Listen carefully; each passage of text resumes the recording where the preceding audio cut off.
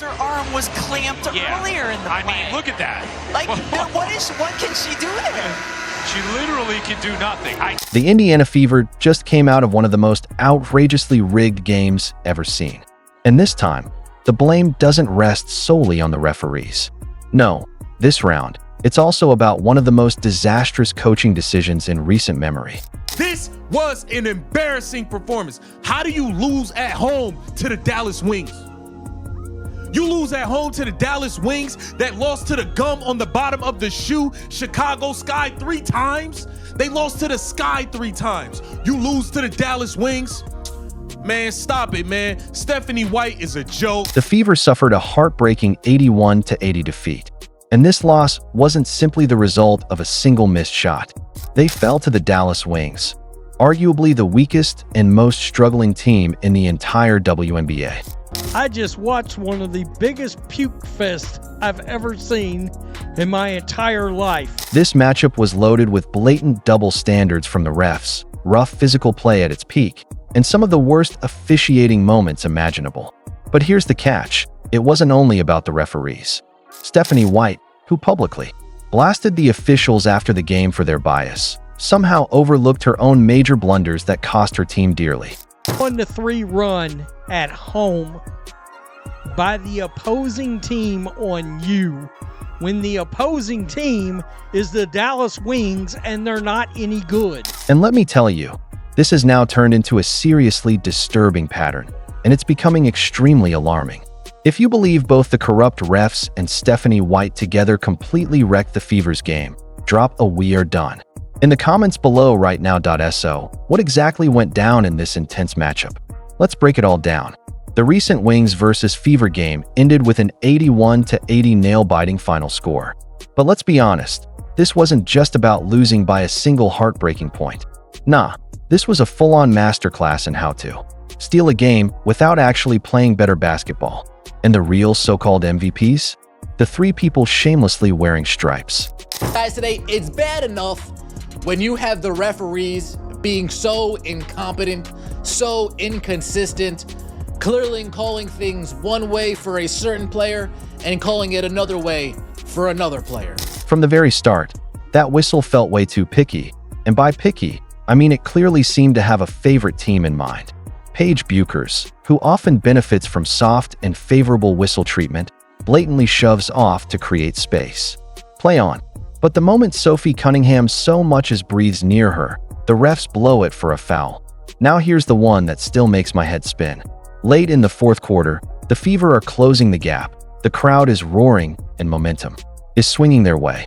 Buchers clearly extends her arm, delivering a full-on push to gain separation. Something that's an offensive foul in every single basketball rulebook on earth, except apparently the one the refs decided to use that night. Instead, the whistle goes against Cunningham. That call turns into a possession and momentum swing gift wrapped with a bow for Dallas. You can just see right here, Sophie and Paige. Sophie has her arms out. Sophie doesn't have her arms on Paige, and Paige just shoves her. Paige just shoves her, and it's called a foul on Sophie. But then this is, in my opinion, one of the most egregious calls I've ever seen in basketball. These questionable calls sparked visible frustration from both players and coaches. Caitlin Clark was caught on camera clapping sarcastically at a referee after the game, while head coach Stephanie White openly blasted the inconsistent officiating. According to many critics and fans, these decisions completely disrupted the Fever's momentum and played a massive role in their razor-thin 81-80 loss. Indiana clawed its way back from being 17 points down, went on a dominant 19-3 run, and still ended up just one heartbreaking point short. And when you watch the footage again, it's painfully clear why. Every time the Fever started to heat up, the flow got interrupted. This court wasn't level, it was tilted. And guess which direction? Yeah, straight toward the Wings bench. But if you thought the referees were the only problem on August 12th, think again. The Fever had another major issue, and she was standing right there on the sideline. Yes, Stephanie White. I think she deserves to be a WNBA coach. I think she's a terrible decision maker. She's terrible. She's a negative basketball coach. Let's start right at the end. The Fever are trailing by just 1 point. and Natasha Howard secures a crucial rebound with the clock winding down. This is the exact moment when you expect your coach to call a quick timeout, set up a killer play, and give the team a real, organized shot at stealing the win. Instead, nothing happens. We wait and wait until there are barely 1.7 seconds left on the clock. By that point, what could you possibly draw up? A miracle, maybe, because that's literally all you've got time for. We don't call a timeout at the first case, we don't call a timeout at the second instance, and we don't call a timeout the third time. Instead, we wait until the last possible second to call a timeout. Then we have the baffling player rotations. Lexi Hull, who's been a spark plug earlier in the season, barely touches the floor. Meanwhile, players who haven't even gelled with the lineup yet are logging heavy minutes. The result? Poor spacing, shaky defense, and a team that looks like it met for the first time in the locker room right before tip-off. And the adjustments, or honestly, the total lack of them. The Wings stayed aggressive all night. The officiating was all over the map, and yet the Fever's game plan barely shifted from start to finish. In the final quarter, when urgency was at an all-time high, the offense looked slow, predictable, and stale. Even the timeouts earlier in the game felt mistimed. Dallas would go on a momentum-shifting run, and instead of cutting it off, White let it roll. By the time the whistle finally came, the damage had already been done. That, let's be real, this isn't the first time we've seen White's system completely fumble when star players aren't clicking or are out. Caitlin Clark has missed nearly 20 games this season. That's right, 20. And instead of redesigning the offense around the actual strengths of the roster, White keeps trying to force everyone into the same rigid framework. When your coaching choices keep killing the flow in close games, that's not just inefficiency, that's a dangerous pattern, and it's costing this team far more than it's giving. And let's not forget this very game. How are you losing to the Wings? A team that had dropped their last 5 games straight. They were struggling against everyone, yet they still walked right over you. That's not just a loss. That's a loud, flashing, in-your-face wake-up call. And the opposing team is the Dallas Wings, and they're not any good. I mean, seriously, what just happened during this game? Now, let's talk about the bigger picture, the league itself. Right now, the Wnba feels like it's running on 2 broken, shaky wheels. Bad officiating on one side and questionable, stubborn coaching on the other. The August 12th Fever loss to the Wings was just the latest and clearest piece of proof. First, the referees. This isn't just a one-off bad night. All season long, players, coaches, and passionate fans have been pointing out how strangely selective the whistle seems to be. In one game, a clear and obvious foul gets ignored. In the next, the lightest bit of contact sends someone straight to the free throw line. And when it happens during big, high-stakes matchups, especially ones involving stars like Caitlin Clark, it feels even worse. We've seen missed calls, phantom fouls, and flagrant violations that apparently only exist in theory. Fans aren't blind. They know exactly when a game doesn't feel fair. Then there's Stephanie White. The late timeouts, the puzzling player rotations, the hesitation to make much-needed adjustments when the other team is clearly taking control. This isn't just about X's and O's. It's about keeping the team alive and competitive in the fight when momentum starts slipping away. Too often, those crucial moments just slide right through their fingers.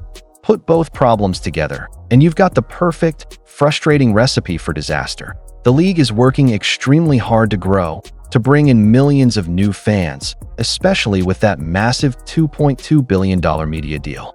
But what's the point if people start believing games are decided by referees or coaching blunders instead of by the actual players on the court? Fans want to believe in the product. They want to trust that if their team plays well enough, they'll earn the win. Right now, that trust is slowly cracking.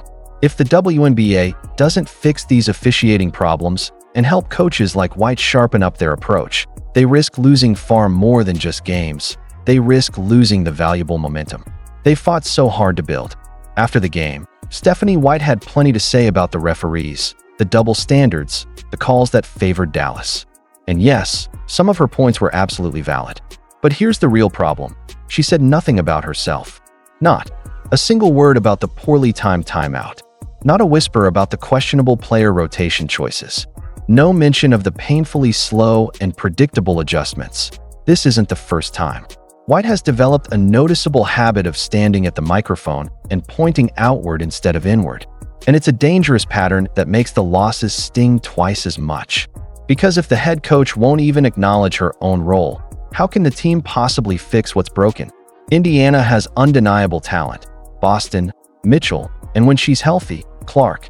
This is a roster that should be building toward deep, competitive playoff runs, not making repeated excuses. But leadership sets the tone. If accountability stops at the locker room door, the culture shifts from "we'll get better" to "it's someone else's fault." And that is exactly how promising seasons slowly but surely slip away. I think she plays puke ball. I think she plays slow. I think she plays boring basketball. I think she often gives players too much of a leash when she shouldn't. Gives players she should give a leash, more of a leash to none of it. She doesn't seem to believe in the hot hand. In fact, she seems to do the opposite of the hot hand, where if a player makes a couple of shots, she pulls them. And let's be brutally honest here. With Caitlin Clark sidelined for weeks, the Indiana Fever are walking a razor's edge. They simply cannot afford to waste any more opportunities. In this stage of the season, every single game matters. Every error, no matter how small, has consequences. And every decision from the bench has the power to swing the entire season's future one way or the other. If Stephanie White continues to overlook her own costly missteps, the Fever's future isn't just cloudy, it's headed straight into a storm. And the scary part? It's not because Indiana lacks the talent. They've got Boston, Mitchell, and once healthy, Clark, a core most teams would kill for. No, the real problem is that the person steering the ship seems more focused on blaming the waves than actually grabbing the compass and steering toward victory. If this trend continues unchecked, Indiana will eventually face two harsh realities: suffer the painful consequences of wasted potential, or make the bold decision to change the coach. This recent Fever versus Wings game ripped the curtain wide open. It exposed the referees' blatant double standards, shined a glaring light on White's inefficient decision-making, and revealed the deeper, structural problems festering inside the team. The WNBA now stands at a critical crossroads. They can either step in, address these issues head-on, and protect the integrity of the game, or they can ignore the warning signs and risk losing the momentum, trust, and respect they've worked so hard to build. If you believe the Fever deserve better coaching, fair officiating, and a real shot at winning, smash that like button, drop your thoughts in the comments, and hit subscribe with the bell on, because we're exposing the truth the league doesn't want you to hear.